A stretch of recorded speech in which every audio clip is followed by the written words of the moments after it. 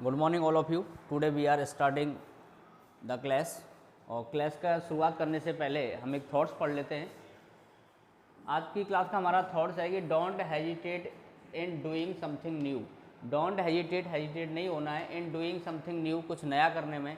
Either you will win, या तो आप जीतोगे, और यू विल लर्न, या आप सीखोगे।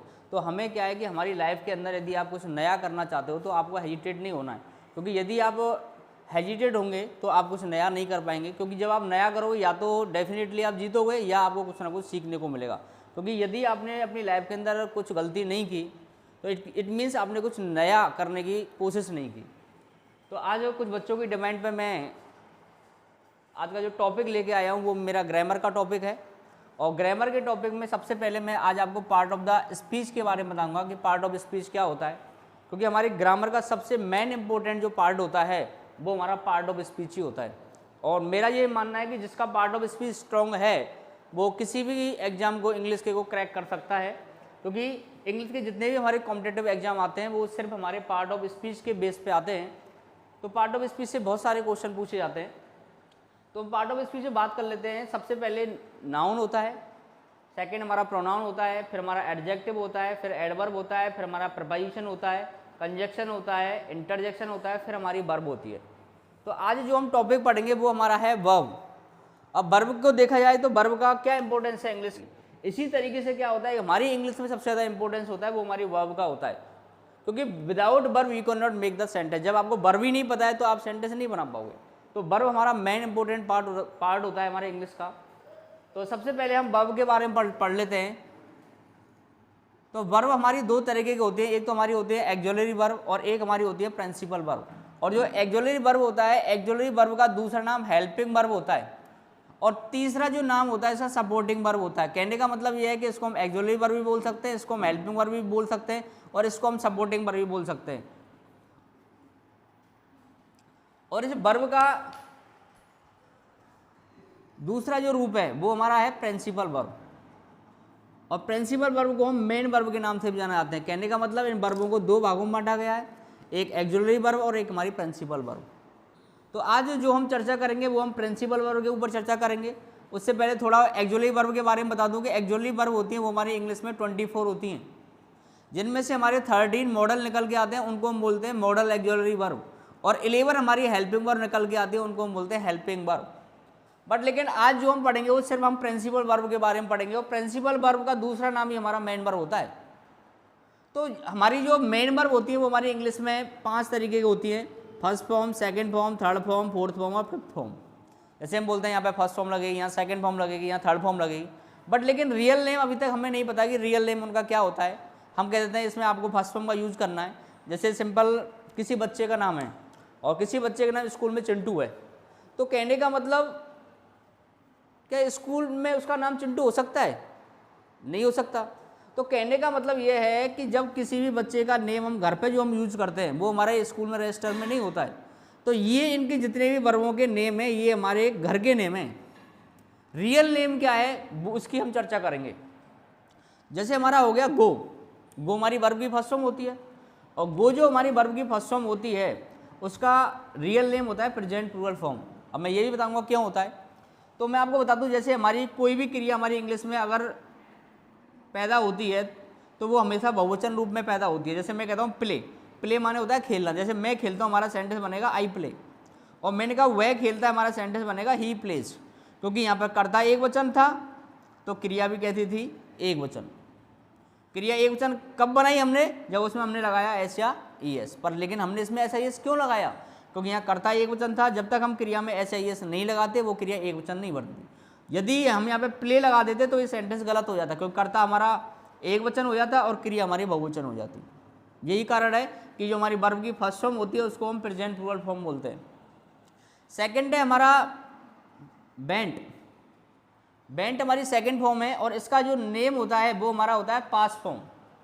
वो हमारा क्या होता है? Past form. नेक्स्ट हमारी थर्ड फॉर्म है गॉन, इसको हम बोलते हैं पास्ट पार्टिसिपल फॉर्म के नाम से। और नेक्स्ट है हमारी फोर्थ फॉर्म, और फोर्थ फॉर्म को बोलते हैं प्रेजेंट पार्टिसिपल फॉर्म। और नेक्स्ट हमारी जो फिफ्थ फॉर्म है उसको हम बोलते हैं इन्फिनेटिव। इन्फिनेटिव फॉर्म के नाम से बोलते हैं। अब हमें first form, second form, third form ये तो हमें रेडीमेड मिलती है पहले से ही, लेकिन हमें जो फोर्थ फॉर्म होती है वो हमें बनानी पड़ती है। तो इसके कुछ नियम है फोर्थ फॉर्म के, वो हम चर्चा कर लेते हैं। जैसे पहले मैंने क्रिया ली है कट, तो कट CUT होता है, उसमें ING लगाना है। तो हमारा नियम यह है, यदि किसी वर्ब के एंड में व्यंजन आता है, मीन्स कॉन्सोनेंट आता है, और उससे पहले अगर वोवेल आ रहा है, तो एंडिंग जो लेटर होगा वो हमारा डबल हो जाएगा। तो कट में हम लगाएंगे CUTTING, टी को हम डबल कर देंगे। ऐसे पुट है हमारा, पुट में एंडिंग जो लेटर है वो हमारा T आ रहा है, उससे पहले हमारा U आ रहा है, ये हमारा वोवेल है, तो एंडिंग वर्ड डबल कर देंगे PUTTING। ऐसे हमारी प्ले है, इससे एंडिंग वर्ड है वो हमारा कॉन्सोनेंट आ रहा है, लेकिन ये हमारा वोवेल आ रहा है, फिर भी हमने इसमें ING लगाया, इसमें हमने बाई को डबल नहीं किया है। कारण क्या है कि यदि किसी भी वर्ब के जो एंडिंग लेटर है, G आता है, H आता है, W आता है, X आता है या बाई आता है, तो उसमें हम एंडिंग जो वर्ड होता है उसको डबल नहीं करते। नेक्स्ट मैंने लिखा है रीड, इसमें एंडिंग वर्ड हमारा D व्यंजन आ रहा है, कॉन्सोनेंट है, और ये हमारा वोवेल आ रहा है, फिर भी हमने डबल नहीं किया है। कारण क्योंकि इसमें दो हमारे वोवेल एक साथ आ रहे हैं, तो उसमें भी नहीं लगाएंगे हम। कहने का मतलब उसमें भी जो एंडिंग हमारा लेटर है उसको हम डबल नहीं करेंगे। नेक्स्ट हम बात कर लेते हैं, कुछ हमारी क्रियाएं ऐसी होती है जिसके एंड में ई आता है, और यदि उसमें हमें ING लगानी पड़े तो एंडिंग जो हमारा लेटर होता है उसको हम रिमूव कर देते हैं, हटा देते हैं बिल्कुल। जैसे राइट है, राइट में ई आ रहा था, इसमें ING लगाई तो राइट में से ई को हटा दिया, बन गया WRITING। बट लेकिन यहाँ पर एक क्रिया है सी, और सी में हमने ING लगाया है, लेकिन सी में जब ING लगाया है तो इसमें से हमने ई को नहीं हटाया है। कारण क्या है, यदि किसी भी वर्ब के अंदर केवल एक ही सिलेबल है, चाहे उसका एंडिंग वर्ड ई आ रहा है, उसमें से ई कभी नहीं हटेगा। जैसे हमारी बी क्रिया है, बी में हमने ING लगाया है, ई नहीं हटा है, क्यों? क्योंकि इसमें सिलेबल एक ही है। जैसे हमारी क्रिया है डाई, रंगना, तो इसमें हमने क्या है, हमने इसमें ING लगाया, इसमें हमने ई को नहीं हटाया क्योंकि इसमें सिलेबल एक ही है। अब हम बात करते हैं, जैसे हमारी क्रिया है डाई, और यदि किसी भी क्रिया के अंत में आई और ई आता है तो एंडिंग जो वर्ड होता है आई और यू उसको हटा के हम बाई कर देते हैं। तो मैंने यहाँ पे लिखा है DYING। तो ये हमारे फोर्थ फॉर्म बनाने के नियम हैं। फिफ्थ फॉर्म हम बात करते हैं इन्फिनेटिव फॉर्म। इन्फिनेटिव जिसका मतलब होता है 2+ वर्ब की फर्स्ट फॉर्म। अब हम देख लेते हैं कि जो वर्ब होती हैं, वर्ब को फंक्शन के आधार पर दो भागों में बांटा गया है। फंक्शन के आधार पर एक तो हमारी होती है फाइनाइट वर्ब और एक हमारी होती है नॉन फाइनाइट वर्ब। अब फाइनाइट वर्ब क्या होती है और नॉन फाइनाइट वर्ब क्या होती है? फाइनाइट वर्ब वो होती हैं जिस पर कर्ता का असर पड़ता है, और नॉन फाइनाइट वर्ब वो होती है जिस पर कर्ता का कोई असर नहीं पड़ता है, वो हमारी नॉन फाइनाइट वर्ब कहलाती हैं। अब जैसे मैंने यहाँ पे सेंटेंस लिखा, ही वांट्स टू गो, वह जाना चाहता है। अब यहाँ पे कर्ता एक वचन था तो वांट हमने एस लगाया। फिर मैंने लिखा वे जाना चाहते हैं, they want to go, they want to go. अब मैंने यहाँ पे लिखा दे वांट टू गो। अब यहाँ पे कर्ता हमारा बहुवचन था तो क्रिया बहुवचन थी, यहाँ पे वांट में एस लगा हुआ है, इसमें एस नहीं लगा हुआ है। पर लेकिन क्या टू गो में कोई चेंज हुआ क्या? नहीं हुआ। तो कहने का मतलब टू जो हमारी क्रिया है ये हमारी नॉन फाइनाइट वर्ब है, और ये हमारी जो क्रिया है वांट से, ये हमारी कहती है फाइनाइट वर्ब है। अब इनको फाइनाइट और नॉन फाइनाइट वर्ब है, इनको दो भागों में बांटा गया है। अब जैसे सबसे पहले हम चर्चा कर लेते हैं फाइनाइट वर्ब की, कि फाइनाइट वर्ब होता है वो क्या होता है। फाइनाइट वर्ब हमारी दो तरह की होती है, एक तो हमारी होती है ट्रांजिटिव वर्ब और एक हमारी होती है इंट्रांजिटिव वर्ब। जैसे मैंने यहाँ पे लिखा है फाइनाइट वर्ब, फाइनाइट वर्ब को दो भागों में बांट दिया हमने, ट्रांजिटिव और इंट्रांजिटिव, सकर्मक और अकर्मक। अब जो हमारी ट्रांजिटिव है और हमारी इंट्रांजिटिव वर्ब है, इसके बारे में पढ़ते हैं। जैसे मैंने यहाँ पे सेंटेंस लिखा है, birds are flying in the sky, कि पक्षी आकाश में उड़ रहे हैं। तो यदि फ्लाई जो क्रिया है अगर वो उड़ना का सेंस देती है तो वो हमारी क्रिया हमारी इंट्रांजिटिव वर्ब कहलाती है। और यहाँ पे है he is flying A kite, वह पतंग उड़ा रहा है। तो यहाँ पे ये पतंग उड़ा रहा है, तो कहने का मतलब उड़ाना का भाव आ रहा है, और जब उड़ाना का भाव आ रहा है तो कहने का मतलब वो हमारी कैसी क्रिया है? ट्रांजिटिव। अब हम बात कर लेते हैं नॉन फाइनाइट वर्ब की। नॉन फाइनाइट वर्ब हमारी कितनी तरीके की होती हैं? नॉन फाइनाइट वर्ब का मतलब ये होता है कि वे क्रियाएं जिन पर कर्ता का कोई असर नहीं पड़ता है वो हमारी नॉन फाइनाइट वर्ब कहलाती हैं। और फाइनाइट वर्ब क्या होती हैं कि वे क्रियाएं जिस पर कर्ता का असर पड़ता है वो हमारी फाइनाइट वर्ब कहलाती हैं। अब नॉन फाइनाइट वर्ब की हम चर्चा कर लेते हैं कि नॉन फाइनाइट वर्ब हमारी कौन कौन सी होती हैं। अब जैसे नॉन फाइनाइट वर्ब है, इसको तीन भागों में बांटा गया है। जीरंड होता है, एक पार्टिसिपल होता है और एक इन्फिनेटिव होता है। अब सबसे पहले मैं जीरंड की बात कर लेता हूँ। जीरंड क्या होता है, जीरंड की हम पहचान कैसे करेंगे कि जीरंड है? तो जब हम किसी भी सेंटेंस का हम अर्थ करते हैं और किसी भी वर्ब की फर्स्टों में एनजी लगा हुआ है और वो नानी ने का अर्थ दे रहा है, पर कब? या तो वो सब्जेक्ट के स्थान में बैठा हुआ है या वो ऑब्जेक्ट के स्थान में बैठा हुआ है। जब कोई भी वर्ब सब्जेक्ट के रूप में यूज की जाती है या ऑब्जेक्ट के रूप में यूज की जाती है तो वो जीरंड बन जाता है। जैसे मैंने यहाँ पे लिखा है कि swimming is a good exercise, कि तैरना है वो एक अच्छा व्यायाम है। अब तैरना यहाँ पे ये जीरंड है। अब मैंने कहा आई लव प्लेइंग, मुझे खेलना अच्छा लगता है। अब प्लेइंग क्या क्या खेलना अच्छा लगता है? आई लव प्लेइंग, क्या अच्छा लगता है? खेलना। तो यहाँ खेलना है, ये हमारा क्या है? जीरंड है, क्योंकि ये ऑब्जेक्ट के रूप में आ रहा है। नेक्स्ट मैंने लिखा I found a broken chair in the class. I found, मुझे मिली अ ब्रोकन चेयर, टूटी हुई chair in the class, class में। ये क्या है हमारा? ये हमारा पार्टिसिपल है। पार्टिसिपल का मतलब ये होता है जहाँ पर वर्ब की थर्ड फॉर्म आती है वो पार्टिसिपल कहलाएगा। पर पार्टिसिपल कब कहलाएगा? जब उसके अंदर एडजेक्टिव का भी गुण मौजूद हो और उसके अंदर वर्ब का भी गुण मौजूद हो। तो यहाँ पर जो हमारा ब्रोकन है, हमारी वर्ब का भी है और एडजेक्टिव दोनों का गुण मौजूद है, क्योंकि ये ब्रोकन है, ये चेयर के बारे में बता रही है कि चेयर कैसी है? टूटी हुई है। तो कहने का मतलब वो एक क्रियाएं जिनमें एडजेक्टिव और वर्ब दोनों का गुण मौजूद होता है वो हमारी क्रियाएं क्या कहलाती हैं? पार्टिसिपल कहलाती हैं। अब हिंदी में पहचान कैसे करेंगे? हिंदी में पहचान करने का तरीका ये है, इनका अर्थ करने पर आएगा हुआ, हुई, हुए, या इनका अर्थ आएगा कर्या, करके। अगर इस तरीके का अर्थ आ रहा तो आप समझ लेना वो पार्टिसिपल है। अब हम बात करते हैं इन्फिनेटिव फॉर्म की। इन्फिनेटिव क्या होता है? इन्फिनेटिव हमारे दो तरीके के होते हैं, एक तो हमारा होता है फुल इन्फिनेटिव और एक हमारा होता है बेयर इन्फिनेटिव। फुल इन्फिनेटिव क्या होता है? जैसे मैंने कहा आई वांट टू गो, मैं जाना चाहता हूं। कहने का मतलब जिस क्रिया के साथ टू लगा हुआ है वो हमारा फुल इन्फिनेटिव है, वो फुल इन्फिनेटिव में काउंट होगा।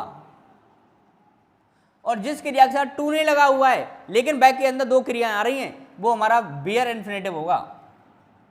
मतलब नगन, लेट मी गो, मुझे जाने दो, तो इस गो से पहले टू नहीं आ रहा है तो ये हमारा है हमारा बेयर इन्फिनेटिव। जैसे हम सेंटेंस बनाते हैं कि उसने मुझे हंसाया तो हमारा सेंटेंस बनेगा ही मेड मी लाफ।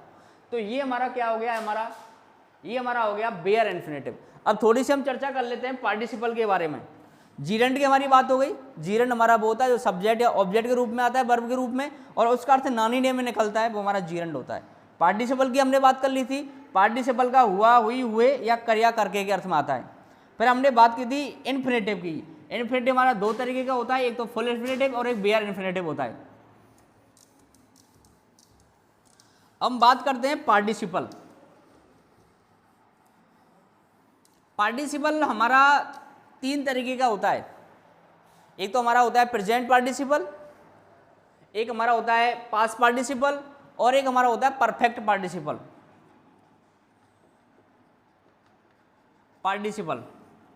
एक तो हमारा होता है प्रेजेंट पार्टिसिपल, एक हमारा होता है पास्ट पार्टिसिपल और एक हमारा होता है परफेक्ट पार्टिसिपल। अब प्रेजेंट पार्टिसिपल क्या होता है और परफेक्ट पार्टिसिपल क्या होता है? प्रेजेंट पार्टिसिपल का मतलब जिसमें वर्ब की फर्स्ट फॉर्म में क्या लग रही है? आईएनजी। जैसे मैं कहता हूं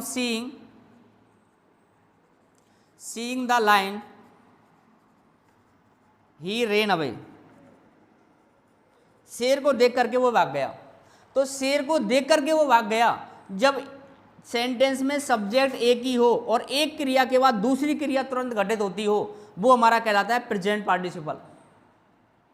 जब सेंटेंस के अंदर एक ही सब्जेक्ट हो और एक क्रिया के तुरंत बाद दूसरी क्रिया हो रही हो तो वो हमारा कहलाएगा प्रेजेंट पार्टिसिपल। अब हम बात करते हैं पास्ट पार्टिसिपल।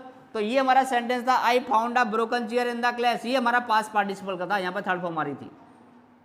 अब परफेक्ट पार्टिसिपल क्या होता है? परफेक्ट का मतलब होता है जहां पर, परफेक्ट का मतलब हैविंग मिलेगा आपको, हैविंग के प्लस वर्ब की थर्ड फॉर्म मिलेगी, हैविंग के पास वर्ब की थर्ड फॉर्म मिलेगी। जैसे मैं कहता हूं having reached home, having reached home, I took food, घर पहुंच करके मैंने खाना खाया। तो कहने का मतलब घर में पहुंचा ऐसा थोड़ी तुरंत खाना खाने लग गया, तो थोड़ा गैप है। तो इसमें प्रेजेंट पार्टिसिपल और परफेक्ट पार्टिसिपल में अंतर यह है कि इसके अंदर एक क्रिया के बाद दूसरी क्रिया तुरंत होती है, और जबकि परफेक्ट पार्टिसिपल वो होता है जिसके अंदर एक क्रिया के बाद दूसरी क्रिया तुरंत नहीं होती है, थोड़ा सा गैप होता है उसके अंदर। और जब थोड़ा सा गैप होता है तो वो बनाया जाता है हैविंग प्लस वर्ब की थर्ड फॉर्म से। जैसे मैंने लिखा था हैविंग रीच्ड होम, घर पहुंचकर, आई टुक फूड, मैंने खाना खाया। तो ये हमारा हो गया पार्टिसिपल के बारे में। कल हम जो चर्चा करेंगे वो हमारा एक्सुलरी वर्ब, हेल्पिंग वर्ब और सपोर्टिंग वर्ब के बारे में चर्चा करेंगे। Thanks for